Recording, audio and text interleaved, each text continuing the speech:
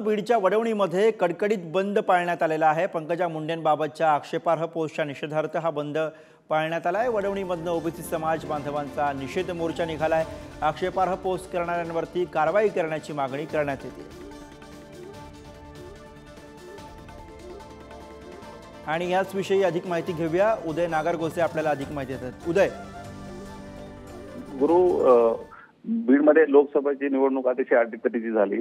या निवडणुकीत कुठेतरी जातीय प्रचार झाल्याचा आरोप आता केला जातोय। तसेच आता पंकजा मुंडे यांच्या पराभवानंतर सोशल मीडियातून त्यांच्याविषयी आक्षेपार्ह पोस्ट केल्या जात आहेत। या पोस्ट थांबवाव्यात यासाठी 2 दिवसापूर्वी बीडच्याच शिरूरमध्ये बंद करण्यात आला होता, त्यानंतर परळीमध्ये आणि त्यानंतर आता वडवणीमध्ये देखील बंद पाळण्यात येत आहे। या ठिकाणी ओबीसी समाज बांधव रस्त्यावर उतरले असून पंकजा मुंडे यांच्याबद्दलच्या आक्षेपार्ह पोस्ट हटवाव्यात, तसेच यावर कठोर कारवाई करावी अशी मागणी या मोर्चातून आणि बंदमधून करण्यात आली आहे। आता प्रशासनाला याबाबत निवेदन देखील देण्यात आलं असून प्रशासन यावर काय भूमिका घेते, काय कारवाई करते हे पाहणं महत्त्वाचं ठरणार आहे। गुरु, धन्यवाद उदय या सविस्तर माहितीसाठी।